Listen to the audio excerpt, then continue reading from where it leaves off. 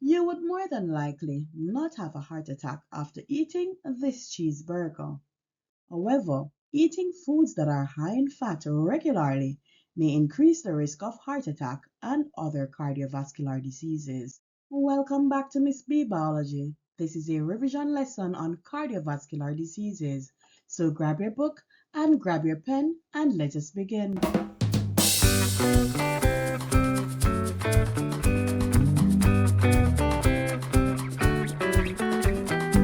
The lesson objectives are to 1. Describe examples of cardiovascular diseases, and 2. Evaluate the methods used to treat these diseases. Cardiovascular diseases are classified as non-communicable as they are not caused by pathogens and they can't be passed from one person to another. Cardiovascular diseases are those that affect the heart and the blood vessels. Coronary heart disease, also called CHD, is an example of a cardiovascular disease. Let us get into the detail of CHD. The aorta transports oxygenated blood from the left side of the heart to the rest of the body. The aorta branches into arteries to supply different regions of the body with oxygenated blood. So students, just a reminder, this is the aorta and these are the branches of arteries that will be taking blood to different regions of the body. For example, this artery might take blood to the kidneys, this one to the liver, and this one to the small intestine, right? So the aorta branches into smaller arteries that takes blood to different parts of the body. One type of artery that branches from the aorta is called the coronary artery. The coronary arteries supply the muscles of the heart with oxygenated blood for aerobic respiration. In coronary heart disease, the coronary arteries become narrow. This is mainly due to a buildup of fatty material on the wall of the lining of the blood vessel. Students, when the blood vessel becomes narrow, it means that less oxygenated blood will be transported to the muscles of the heart, and so less aerobic respiration will take place. This means that less energy will be released for the contraction of the muscles of the heart. And this means that less blood will be pumped out of the heart to get to your body tissues to donate the oxygen for aerobic respiration for your cells. And this means that your cells might end up dying because they are deprived of oxygen. The main culprit of coronary heart disease is a bad diet. Coronary heart disease can result in pain in the heart attack, and even death. Doctors have found ways to deal with the issues of coronary heart disease. Let us get into the detail of it. The issue of coronary heart disease can be resolved with a stent. A stent is a metal mesh that is placed in the artery. A tiny balloon is inflated to open up the blood vessel and the stent at the same time. The balloon is deflated and removed, but the stent remains in place, holding the blood vessel open. Here are the pros and cons of using a stent. Starting with the pros. Number 1. Blocked arteries held open. 2. Blood flow to heart muscle cells is increased. 3. The stent will remain in place for a long time. And number 4. The effect of the stent is immediate. So as soon as the surgery is done, the stent is in place, blood flow will increase. The cons now. Number 1, risk of infection from operation. 2, risk of surgery, example, heart attack or bleeding. Number 3, risk of blood clot. And number 4, the underlying causes of the disease is not treated, and so fat can build up in other parts of the coronary artery. To treat coronary heart disease, doctors may also prescribe a tablet that is called statin. Statin is taken to reduce the cholesterol level of the blood. This results in a slower rate at which fats build up in the arteries. Let us now look at the pros and cons of using statin. Starting with the pros. Number 1, statin is easy to take. Number 2, statin decreases blood cholesterol and slow down the buildup of fatty materials in the arteries. Number 3, statin maintains blood flow to the heart muscle cells.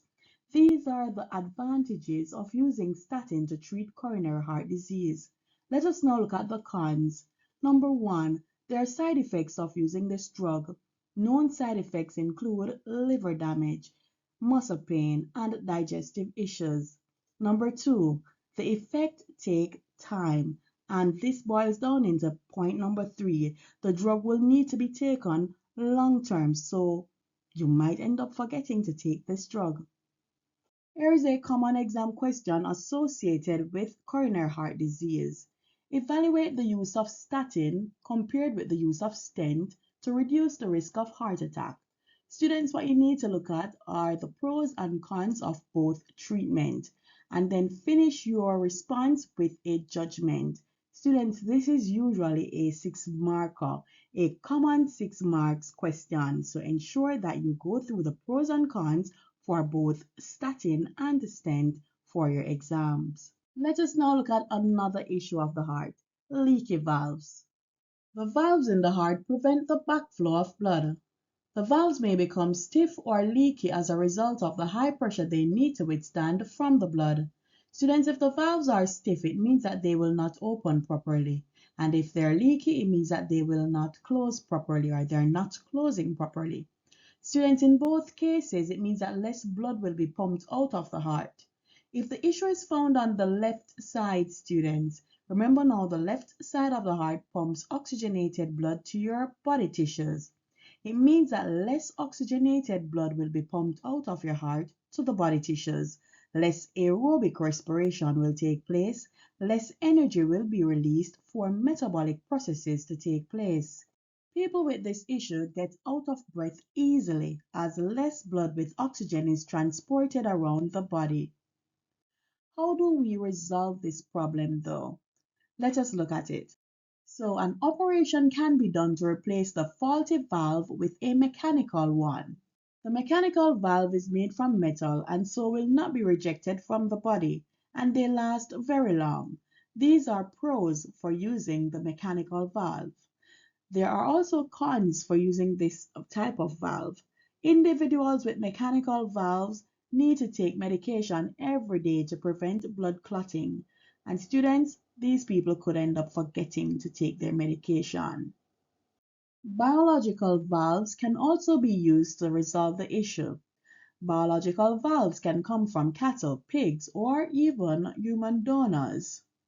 The pros and cons for using biological valves. No medication is needed, but there is a con. They only last for 12 to 15 years, and so another surgery will need to be done. Let us look at another issue of the heart. Faulty pacemaker. The heartbeat is controlled by a group of cells found in the right atrium of the heart. These cells act as a pacemaker. If this natural pacemaker becomes faulty, the heart could beat too fast or too slow. The blood will not be pumped properly if the heart beats too fast. Affected individuals will not get enough oxygen if the heart beats too slowly. How can this problem be resolved? An artificial pacemaker can be used to correct the irregular heartbeat. This is a small electrical device that attaches to the heart by 2 wires. Signals are sent from the pacemaker, which stimulates the heart to beat properly. The last issue is heart failure. The entire heart may also fail. These individuals need to get a donor heart.